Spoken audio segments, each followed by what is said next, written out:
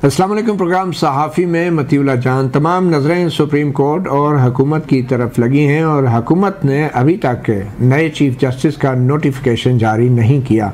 कुल 17 दिन बचे हैं। 25 अक्टूबर को चीफ जस्टिस काजी फ़ाइज़ ईसा रिटायर होने जा रहे हैं और इसी दौरान शंघाई कॉन्फ्रेंस भी है जो 15-16 अक्टूबर को है। और कहा जा रहा है अब ज़राए से कि शायद आइनी तरमीम जो आनी थी वो अब शंघाई कॉन्फ्रेंस के बाद ही आएगी। इसका मतलब ये है कि जब 25 अक्टूबर को सिर्फ 5-6 दिन रह जाएंगे या फिर 22 को अगर ये आइनी तरमीम असम्बली में टेबल की जाएगी जैसे कि ज़राए से ख़बरें आ रही हैं, तो फिर उस वक्त तक भी अगर नए चीफ जस्टिस का नोटिफिकेशन ना हुआ तो शायद फिर उसका रद्द अमल भी सुप्रीम कोर्ट के अंदर से ही आएगा। इन तमाम शकूक व शुबात को क्लियर करने के लिए आज हमने खसूसी तौर पर दावत दी है। वो टॉस करके करें या वैसे किसी का नाम डाल दें? साकिब रशीद साहब, क्या इतलात है आपकी? हुकूमत किस तरफ मामलात को लेके जा रही है? दिन बहुत थोड़े रह गए हैं, आइनी तरमीम का कोई अता पता नहीं है। क्या लग रहा है मौलाना फजलुर रहमान साहब कोई ऐलान करेंगे प्रेस कॉन्फ्रेंस में आइनी तरमीम के पैकेज का, या अब भी ये पैकेज का ऐलान हुकूमत की तरफ से ही होगा? अब लग तो यही रहा है कि मौलाना को जिस तरह ऑन बोर्ड लिया जा रहा है कि वो भी अपना जो मुसवदा है शायद उस वाले से बताएं, और उन्होंने ये भी कहा था कि पीटीआई को भी वो ऑन बोर्ड लेंगे। और दूसरी जानिब जो चीफ जस्टिस के नोटिफिकेशन की बात है तो यही हुकूमत थी, यही शहबाज शरीफ साहब वज़ीर-ए-आज़म थे, तो 84 डेज़ पहले काजी फ़ाइज़ ईसा साहब का नोटिफिकेशन कर दिया गया था। तो वहाँ अब क्या उसके पीछे जल्दी थी, वजह थी? उन्होंने हलफ तो 16 सितंबर को ही उठाना था ना, तो वो ही उठाया। तो आज 10 दिन रह गए हैं और 10 दिन में नोटिफिकेशन नहीं हुआ। वर्किंग डेज 10 है जी, वर्किंग डेज हैं। और दूसरी जानिब एक और बड़ा, मैं जो आइनी तरमीम है उसमें जो वकला का पहलू है उस पर बात करूँगा। आज फारूक एच नाइक साहब से एक सवाल हुआ कि आप कल जो वकला कन्वेंशन था उसमें नहीं आए, तो उन्होंने कहा जी हम पाकिस्तान बार काउंसिल जो हैं तो हम क्योंकि आइनी तरमीम की हमायत कर रही हैं तो इसलिए मेरा तो आना बनता ही नहीं था। और कल आपने जो है वो जो लहजा था वो सख्त लहजा था वकला का आपने देख लिया। इस वक्त तक बलूचिस्तान बार काउंसिल, अच्छा जो बार काउंसिल है इसके नीचे सारी डिस्ट्रिक्ट बार और हाई कोर्ट बार आती हैं। Balochistan bar council, Sindh bar council और इस्लामाबाद बार काउंसिल, इसी तरह हाई कोर्ट बार एसोसिएशन का आज वहाँ पे एलामिया जारी हुआ है। उन्होंने स्ट्रांगली एक तो कंडेम भी किया है और इसके खिलाफ जा रहे हैं, आइनी अदालत के खिलाफ जा रहे हैं और आइनी अदालत का जो जिस तरह तरीक़ाकार है उसके खिलाफ जो है वो जा रहे हैं। और पीटीआई फैक्टर जो है वो मैंने कोशिश की सलमान अकरम राजा क्योंकि वकील है कि क्या मसला क्या है, मतलब आइनी अदालत आप अपना जो है वो मुसवदा दे दें। वो कहते हैं कि गवर्नमेंट जो है वो अपना चीफ जस्टिस अपने जज लगाएगी वहाँ पे, और उसमें आइनी अदालत को ये भी एक इख्तियार दिया गया है कि किसी भी पॉलिटिकल पार्टी को बैन करना है तो आप करेंगे। तो वो कहते हैं कि अपॉइंटीज जो है होंगे गवर्नमेंट के, और गवर्नमेंट चाह भी रही है कि सुप्रीम कोर्ट से इख्तियारात लेकर इधर दे दिए जाएं और उसके बाद जो है वो हमें जो है बैन कर दें। तो इसलिए हम तो इस सिचुएशन में तो नहीं जा सकते कि कल हमें ही जो है बैन कर दें।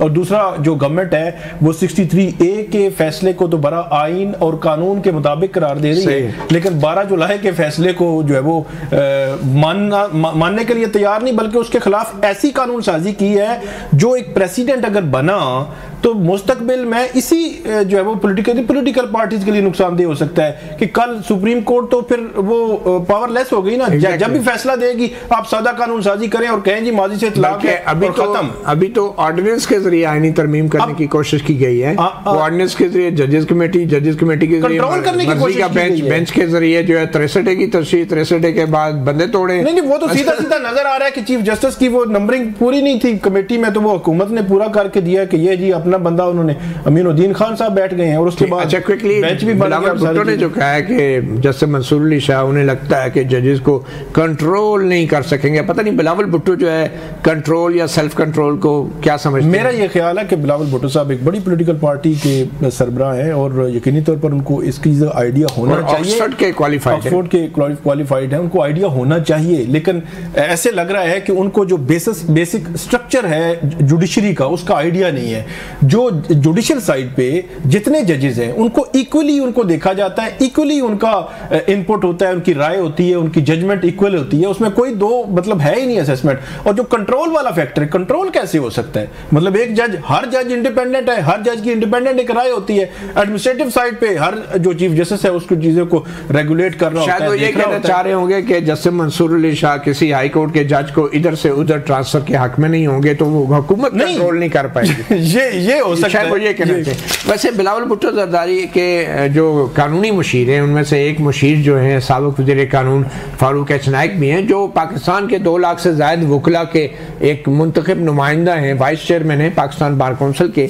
आज हमने उनसे भी बात करने की कोशिश की और एक ब्रेक के बाद थोड़ी सी आपको झलक दिखाते हैं कि फारूक नाइक साहब से सवाल क्या हुआ थी और उन्होंने जवाब क्या दिया।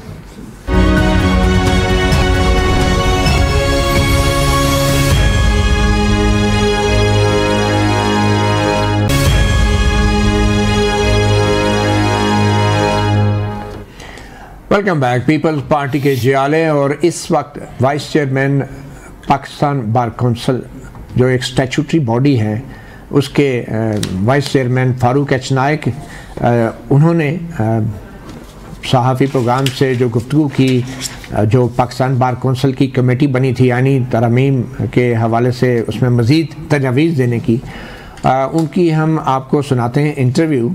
मगर उससे पहले जो ख़बर है, अहम ख़बर वो ये है कि पाकिस्तान बार कौंसिल की तरफ से जो फारूक एच नाइक साहब ने तजावीज़ दी हैं उनका ख़ुलासा ये है कि जो हुकूमत की तरफ से कुछ गुंजाइश रह गई थी तो बज़ाहिर ये पाकिस्तान बार कौंसिल का नहीं, ये फारूक एच नाइक और बिलावल भुट्टो जरदारी की मज़ीद तजावीज़ हैं जो पाकिस्तान बार कौंसिल के फोरम से आप सामने आ रही हैं। ये बड़ी अहम ख़बर है, आपको बताते चलें।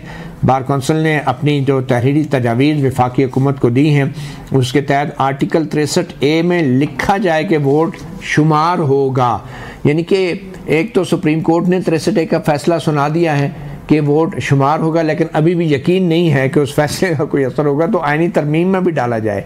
यानी हुकूमत या बार कौंसिल या फारूक नाइक जो खुद तस्लीम कर रहे हैं कि ये शायद सुप्रीम कोर्ट का फ़ैसला काफ़ी नहीं होगा। फिर उसके बाद जो तजवीज़ है कि पार्टी हदायत के बरखिलाफ वोट डालने वाले मेंबर की नाअहली 5 साल की जाए, यानी कि अगर कोई इसमें शक था, पहले तायात थी या उसी टर्म के लिए थी, तो अब वो 5 साल मुकर्रर की जाए।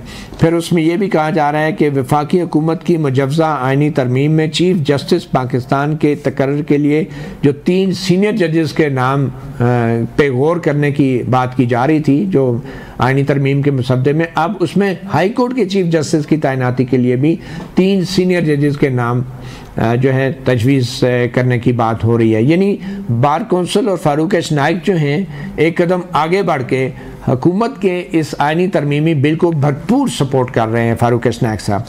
फिर आगे वो ये भी तजवीज़ कर रहे हैं कि वफाकी आइनी अदालत के सरबराह का तकर्रर 3 साल, रिटायरमेंट की उम्र 68 साल की जाए। जो पहले ही एक तजवीज़ सामने आ रही थी उसमें जो 3 साल की मुद्दत डाल दी है बार कौंसिल के वाइस चेयरमैन ने फारूक नाइक साहब ने, और लग ये रहा है कि वो अभी भी डटे हुए हैं कि 68 साल, यानी कि जो 65 साल से अगर काजी फाइसा रिटायर होते हैं मिसाल के तौर पे, तो उनको 68 साल तक आइनी अदालत का सरबराह अभी भी बार कौंसिल की तरफ से तजवीज़ आ रही है।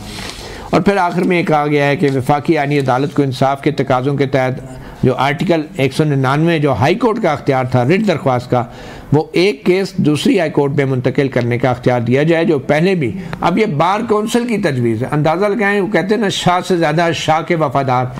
तो इस वक्त फारूक एच नाइक साहब ने ये जो तजावीज़ दी हैं, ये तो मुझे लगता है जो आइनी तरमीम में जो खामी रह गई थी वो बिलावल भुट्टो जरदारी साहब ने फारूक एच नाइक साहब के ज़रिए दिए। अब फारूक एच नाइक साहब से आज सुबह जब ये सवाल किया गया कुछ इस हवाले से, तो उन्होंने क्या जवाब दिया वो सुन लें।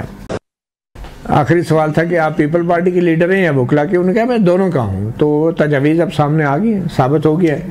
आप कैसे देख रहे हैं? वैसे साकिब रशीद साहब क्विकली पहले आप बताएं कि ये कोई कॉन्फ्लिक्ट ऑफ इंटरेस्ट नहीं था फारूक नाइक साहब का? कहते हैं मैं दोनों का लीडर हूँ। नहीं, बहुत बड़ा कन्फ्लिक्ट ऑफ इंटरेस्ट है कि इधर भी जो तजावीज़ उन्होंने देनी है वो तैयार कर रहे हैं, और पीपल्स पार्टी की तरफ भी, वो पीपल्स पार्टी इस वक्त जो है लीड रोल पे है, उस तरफ भी फारूक नाइक साहब जो वो तैयार कर रहे हैं। तो इसका मतलब तो ये है कि पीपल्स पार्टी जो चाहती है वो जो है पाकिस्तान बार काउंसिल के फोरम से भी चली गई है, और ये मैंने बार काउंसिल जो पढ़ी थी, सिंध, बलोचिस्तान, इसके अलावा Islamabad, Lahore high court bar और मुख्तलिफ जो बार एसोसिएशन है वो मुखालफत कर रही हैं, और पाकिस्तान बार काउंसिल अच्छा वो कह रही है सारी अमेंडमेंट्स और आईनी अदालत की हम मुखालफत कर रहे हैं, और यहाँ जो पाकिस्तान बार काउंसिल कुछ 10 कदम आगे बढ़ के जो है वो जा रही है कि तजवीज़ दे रही है, शाह से ज़्यादा शाह के वफादार।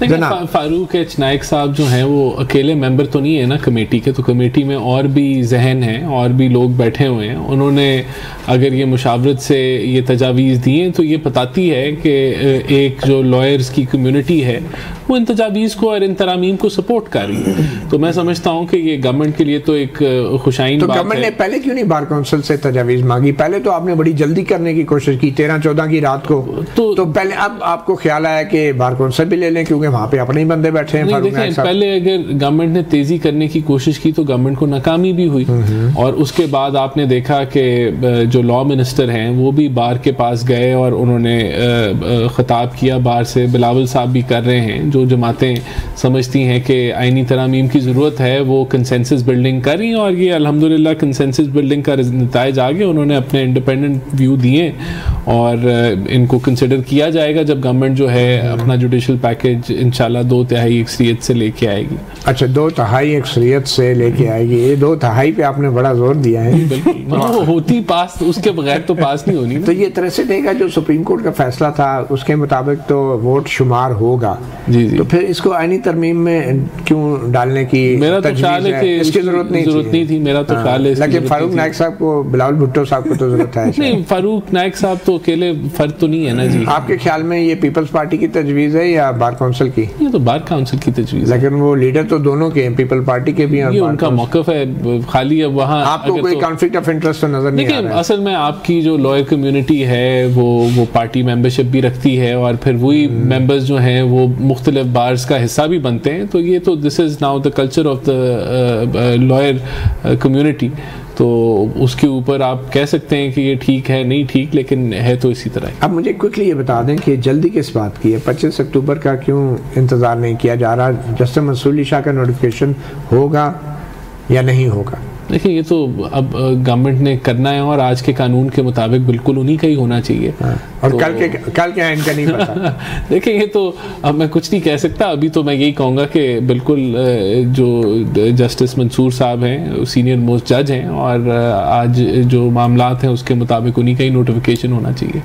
उन्हीं का नोटिफिकेशन होना चाहिए। नून लीग की और हुकूमत की यही पोजीशन है। नून लीग के ही एक रहनुमा जो काफ़ी अरसे से मंजर आम पे उस तरीके से नहीं थे, हमारे साथ होंगे प्रोग्राम के अगले और आखिरी सेगमेंट में।